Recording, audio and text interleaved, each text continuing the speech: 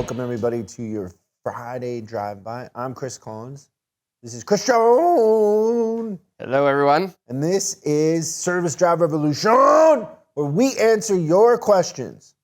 Phone number, if you have a question, is 8333-ASK-SDR. That's 8333-ASK-SDR. If we answer your question on the big show, we will send you some swag as our thank you for calling in and asking a question. So if you're stuck, you need some help, let us be of service to you, complimentary. All you got to do is call the hotline and leave your question on the cloud. And there's no limit to what we would talk about. Anything. Let's jump to our first question. Hey, Chris. My name is Dylan. I work at a parts department here in beautiful Illinois. My question for you is this. Why does the parts department get so much hate and backlash from the other departments in the dealership? Now, my dealership isn't that way too much, but there is a lot of miscommunication between service and parts. What can we do to work on that communication and get the advisors to get their stuff in order, per se?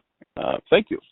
One of your fellow countrymen from Illinois. Yes, beautiful Illinois, he said. Guessing by the spirit of this question, what part of Illinois do you think they're from? Central Illinois. Really? Yes, I don't think that they're from the city. There was no real accent, so I'm going to guess like a... Springfield? Springfield, possibly Peoria, or the Quad Cities is where I'm headed with that. So the question is... Before you answer that. Okay. That was just an example of what parts hold might feel like to somebody. Oh man, you're funny. You weren't expecting that one, were you? So what do you think about the parts thing? Like, do you think that people pick on parts? They don't like parts? Yeah. You do? I think that they're definitely the underdogs of the store. There's not really a lot of sexiness to the parts department. I mean, everyone likes to bin stuff, but I don't know. It's definitely not the most glamorous of departments. You and I have talked about this before. We have. Let's put the parts thing aside for a second. Put it on hold? Put it on hold. So there's people out there that will say, Chris Collins is a jerk. I don't like Chris Collins. There's people that will say I don't agree with Chris Collins, even though they don't even know what they don't agree with. Yeah, that's for sure. They don't agree with me. I've had people say that they won't hire us because I have a beard.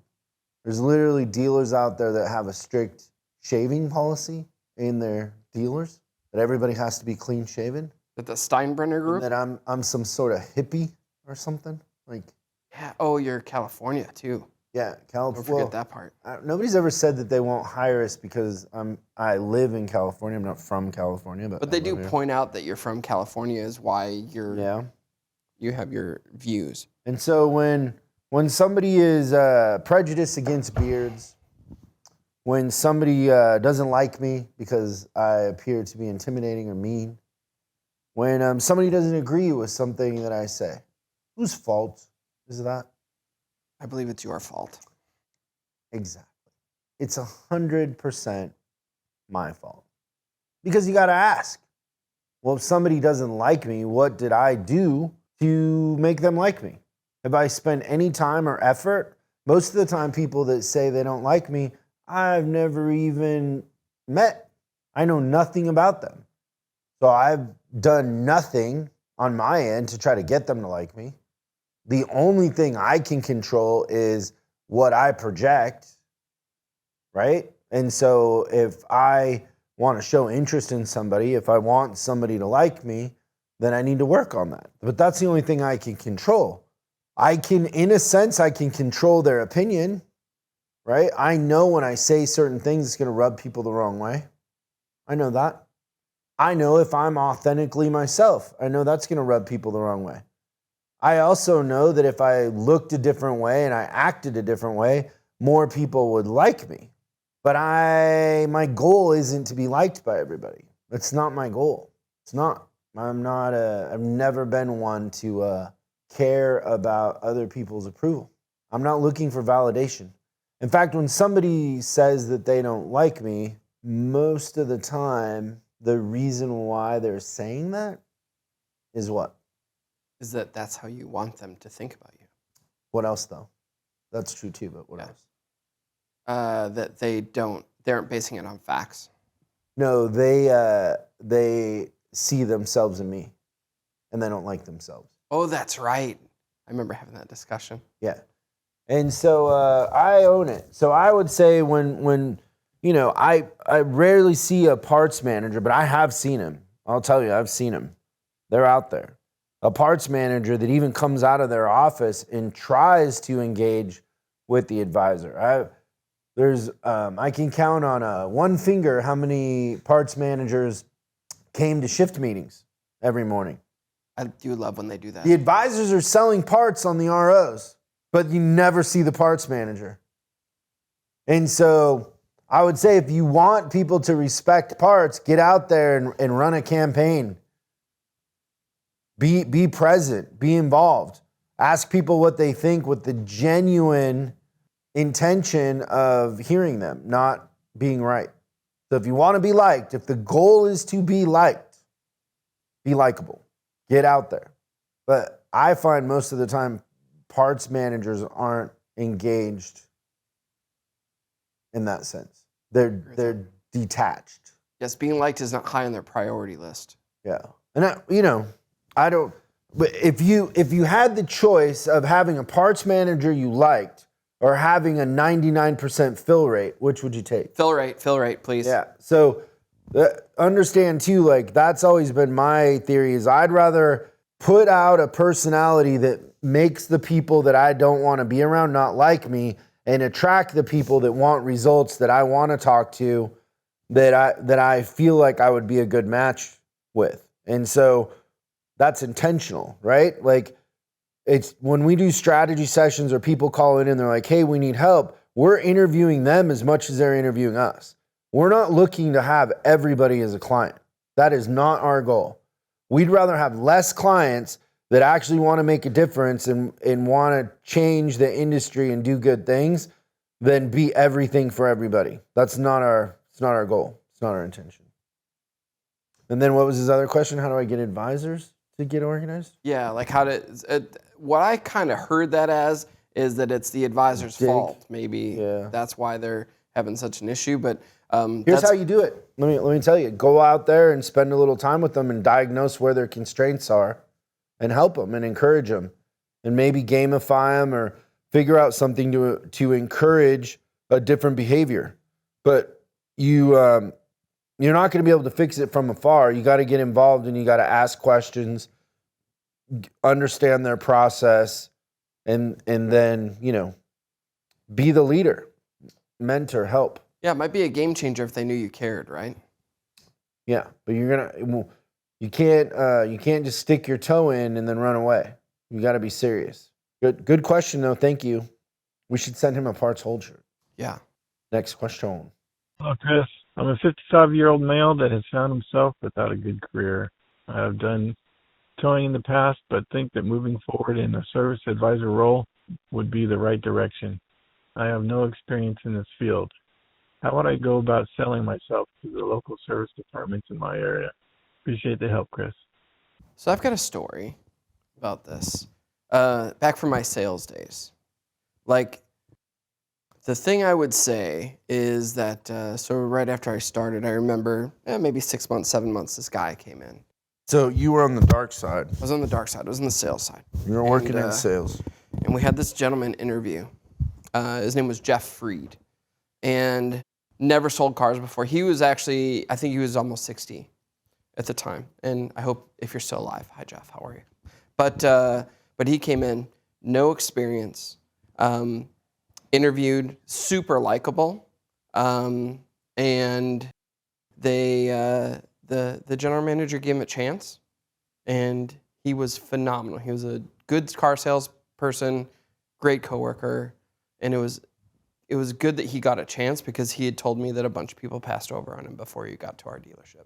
So the one thing I would say is a rule: if someone comes in, maybe they're a little bit older, they might have some wisdom to share, even though they've never been in the industry before. So don't throw the resume out right away. But I've seen this work before where somebody goes for a reset. Turned out the guy had an MBA from Harvard. Pretty smart dude, engineer by trade, but was just done with the engineering thing and wanted to try something different. That's interesting. Yeah. I mean, so if it was me, I would go around your area and I would go probably more to the better car brands. So I might hit the luxury car dealerships first, maybe. But if there's a brand of car that you're a fan of, also would be one. And I would just go in and just watch, like sit in the waiting room, stand outside in the drive and just watch and see if, you can tell from 100 yards away whether people are happy, if they're helping customers, their system. Sit in the waiting room for a minute, get a cup of coffee and just listen to what people are talking about. And if you, narrow down a couple dealerships that you feel fit your style, then I would personally hand a resume to the service manager, to the general manager, and I would offer to work for free and write internals, be a porter, shuttle driver, whatever, for a couple weeks. And just say, hey, I'll work for free for a couple weeks, and if at the end of a couple weeks you don't feel like I have a lot to offer, then no questions asked, I'll just go away. Not too many people are going to decline that. They might not let you work for free, but they're not going to decline that, enthusiasm. They're going to want to help you. So I would go about it that way. Offering to write internals, to drive shuttle, to do those sort of things. In 2 weeks, you'll figure out exactly what's going on there, too. You'll hear everything. It's funny. My dad, so my biological dad, never was really involved in my life, really, ever. And, I don't know. I met him less than the amount of fingers I have on both hands. But when my mom and him were getting married or whatever, and she might have been pregnant with me, I don't know. That whole story is a little vague. Yeah. But I think maybe I was maybe more of an accident than it's put on. I'm not sure. He was 19 or whatever, but he didn't have a job. And so my grandfather, who's my mom's dad, told him to go down to the garbage company in Bremerton, Washington. So, the garbage men. And to apply and then show up every day and sweep, do whatever you can and help. And he did it for a week and then got a route. Somebody didn't show up and quit, and he had a route. Yep. And he was on. So it only took a week. And so I think oftentimes a lot of people don't think about going on offense, but you can't, in a world where most employees are entitled and it's like, what's in it for me? When you show that you're there and you want to reinvent yourself and learn something and you want a chance, it's just kind of the American way that people are going to root for you. Yeah, for sure. But my grandfather would tell me that story all the time about, my dad was a lot of things, but the one thing that he wasn't was lazy. That's what they would say. Like he worked hard. He was a deadbeat. He never came around, didn't care about me, but he worked hard. He had one redeeming quality. Oh, goodness gracious. So funny. My daddy issues are coming out. I was trying to figure out how far down this rabbit hole we're going, but that's it. Good. Let's cover the hole up. Let's put it back. But thanks for the question. I hope that helps, and we wish you the best of luck. Thanks, everybody, for tuning in, and have a great weekend, and we'll see you next time on Service Drive Revolution. Thanks for watching this week's Drive By.